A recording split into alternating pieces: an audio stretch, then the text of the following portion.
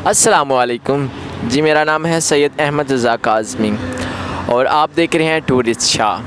जी, मैं मौजूद हूँ इस वक्त गुजरांवाला के एक बहुत ही मशहूर इलाका ओजला, जहाँ पे शोरूम है अली कार क्लब, और वहाँ पर आज मैं गाड़ियों की डिटेल्स लेने आया हूँ।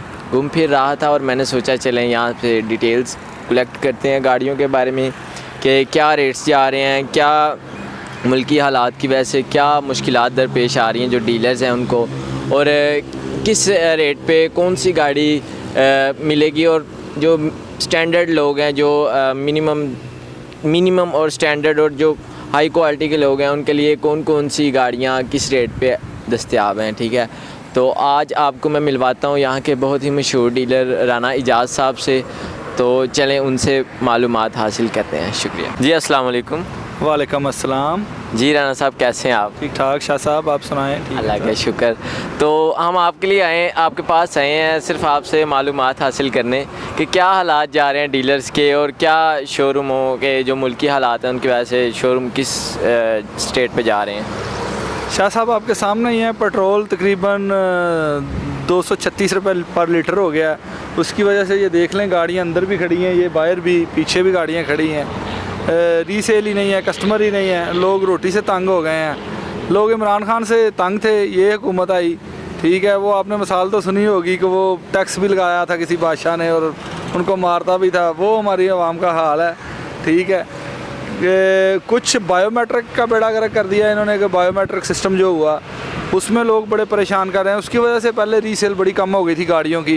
अब पेट्रोल की कीमतें बढ़ने की वजह से ये देखें बड़ी गाड़ियां खड़ी हैं, इसमें अब किसी ने दिल गुर्दे वाले ने पेट्रोल डलवाना तो इसको ख़रीदना है ना, ठीक है ना जी।